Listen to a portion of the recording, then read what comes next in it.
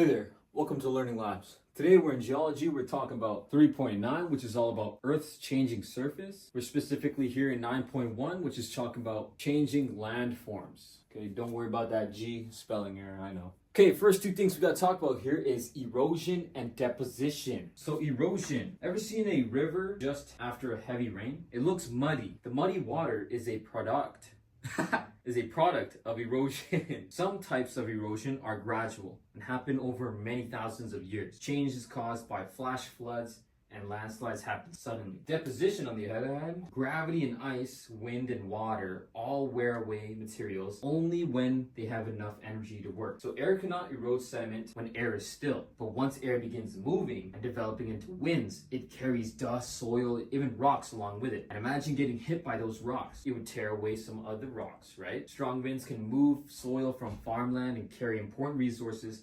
several kilometers away. So check out this river here. Erosion, so heavy rain causing soil on land to seep into the water. And as that happens, less and less land is available and the river expands and maybe even cliffs are formed. Water in motion. Most powerful agent of erosion is water. So check these pictures out here. Right here, you can see there's a steep cliff that has formed here. You have trees on the top of this mountain and then go straight into grade.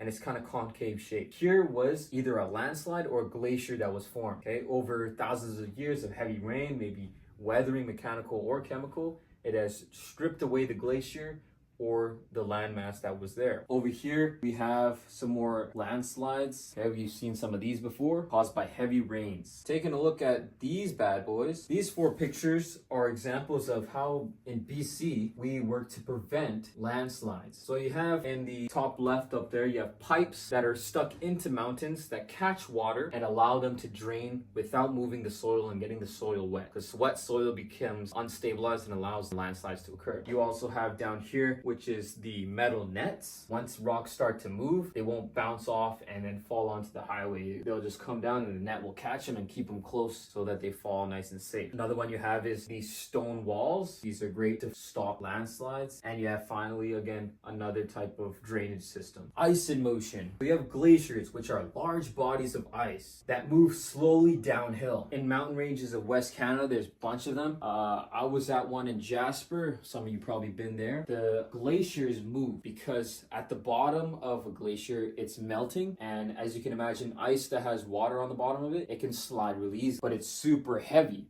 so it leaves scratches on the ground. So if you're ever at Jasper and you go to the glacier, you look at the ground, look for striations or scratch marks on the ground. That is evidence of the glacier moving. You can show off to your parents saying, hey, that's a striation on the ground. That is from the glacier moving. Glaciers shape land, so they push aside and forward any loose material. Ancient ice has clues of what climate was years ago. The air has molecules in it. If you were in our meteorology unit, you know that ice can capture the atmosphere of a certain time period. Scientists go into old glaciers, they dig deep, and they take out those columns and they dissect it and look at a cross-section. They see what was the atmosphere like thousands of years ago. And that's how we can tell that climate change is real and is happening. Because if you look thousands of years ago, carbon dioxide levels were a lot lower. And temperatures were a lot lower. Now I have this crazy alien here because there was a movie where aliens crashed like thousands of years ago on Earth. They crashed into a glacier and then over thousands of years snow piled up on them and they became frozen in the ice. However, with climate change increasing temperatures, the ice melted, freeing the aliens. And the aliens were set free and they ate everybody and everybody died. And people were like, where did the aliens come from? We didn't see anything on the radar. Nothing came through the atmosphere. How did they get here? Well, they were actually here long before. I want to jump back into this picture right here.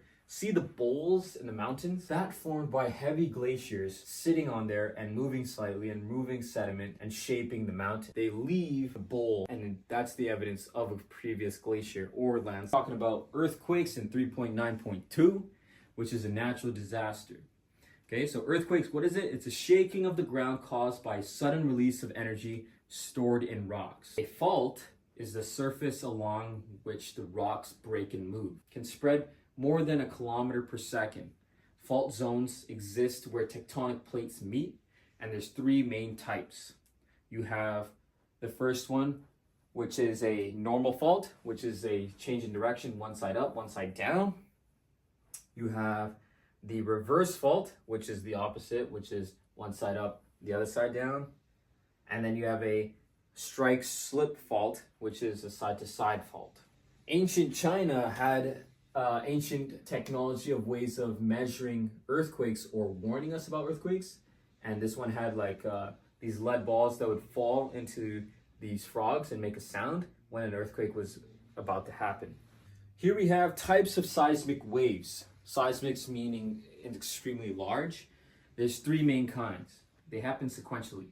First, when an earthquake happens, first we receive the primary waves. Primary means first. They travel the fastest. They pass through solids, liquids, and gases. They cause slight vibration. They might rattle your dishes, and you might hear that, and it warns about the earthquake coming. You then come across the secondary wave, aka the S wave. This is slower, and it only passes through solids. And then finally, you have the surface waves. This is the slowest but most deadly. It's a rolling motion that breaks anything in its path. It's like a ripple effect. If you grab a blanket and you do that swoosh thing, that's what the surface wave is all about. That rolling effect is like the rolling effect through the surface of Earth. So this is another evidence of Earth's layers. There was an earthquake in Kobe, Japan, 1995 that was measured at UDC. The primary waves were measured, but the secondary waves was not. How is this possible? It's on the other side of Earth. What happened here was, remember, primary waves, they can travel through solid, liquid, and gas. So it traveled through Earth, both its solid crust and its liquid mantle, and then through its solid inner core. However, the secondary waves cannot travel through the liquid mantle. So we only recorded the primary waves. Here we have a diagram of how we locate an earthquake. We see the focus is deep inside of Earth's crust.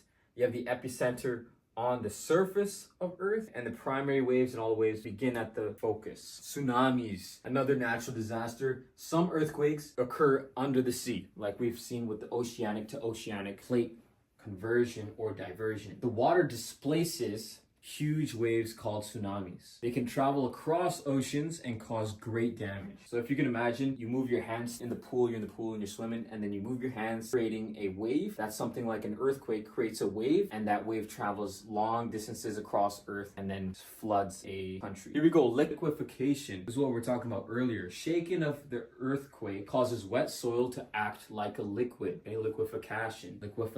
Buildings collapse and sink into soil. It's like quicksand. So if you live in Richmond and you live on sand essentially, and you add water and an earthquake hits and it shakes it, your house will go straight sinking into the ground. Here are some cool buildings and engineering styles that help us fight earthquakes damage on buildings. So here on the top left, we have like a suspension kit for a building to allow the shaking to occur, but the building stays intact. Over here on the top right is a center core, very heavy ball with suspensions all around it, and it moves around acting like a counterweight. So if the building swings to the left, it will swing right and bring the building back. And then once it swings to the right, it goes left. And then it brings the building back and holds it steady. It's like having abs in a building. Really cool. Lower down here, we have another suspension kit for your buildings to allow the movement, but not too much movement. Let's jump into 3.9.3, which is all about volcanoes. Volcanoes is the opening in the crust that releases lava, smoke, ash when it erupts or becomes active. Dormant means not active. You have three main types of volcanoes. Let's jump into the first one, which is called the cinder cone volcano. Pretty easy. Why is it called cinder? It's because it's made up of cinder with steep sides and a bowl-shaped crater at the top. Cinder cones are the smallest of the three. Smallest does not mean that it creates the least amount of damage. Here is a diagram of what it could look like. Now, when it explodes or erupts, an ash plume can go up into the atmosphere, blocking sunlight. Okay, so it becomes very dangerous. Our second type is called a shield volcano. Why is it called a shield? Because it's low in height, okay, and it spreads over a vast amount of area. It looks like a big shield. It doesn't erupt violently as cinder cones do. Hawaiian Islands are shield volcanoes that grew up from the bottom of the Pacific Ocean. Thousands of years of magma cooling down. Here's a close-up shot, another cross-section. Here are the Hawaiian Islands. All right, composite volcanoes, the final one. Some are in BC, and they formed from magma pushing upwards when the plates diverge or converge. They're made of alternating layers of lava and cinder or ash. So the layers form every time it erupts, it creates a new layer. And then the next time it layers is another eruption. Okay, here's a subduction zone and a magma pit, and every time it moves, it becomes agitated, pushing the magma up, erupting. Ah, yes, the Ring of Fire. If you ever seen Pacific Rim, this is what they're talking about. The volcanoes often form along the plate boundaries encircling the Pacific Ocean, called the Ring of Fire. So the Pacific Plate, at the edge of the plate, is an area that allows a rift to occur, or an opening between the surface of Earth and the core of Earth. So if there's an opening, that's where the magma will be released. So that's why there's a ring of fire, which is volcano. All right, so you're thinking there's so much heat within Earth. How come we can't use this to heat our home? Well, yes, you can. Energy from inside Earth is called geothermal energy. Energy harnessed from the Earth's interior. It's cleaner than fossil fuels, and Mount Meager in BC, a dormant volcano, is a possible energy source or a geothermal source. Okay? It takes the hot energy from within Earth and uses it to power certain things. The principle of superposition. This is a aging of rocks method. Okay? It states that the undisturbed layers of rocks, the oldest rocks are on the bottom, and the youngest rocks are on top. This makes sense. As time goes on, here's the first layer, more weathering occurs, sand and silt or whatever lands on top, creating a new layer, and then dinosaurs walk on it, whatever pressures occurred, heat occurs, compacts it, and then another layer forms. And it continues and continues and continues. The layer that's closest to the surface is the youngest, and the oldest, the old guy, is at the very bottom. All right, look at that. We've completed Geology 7. That is all.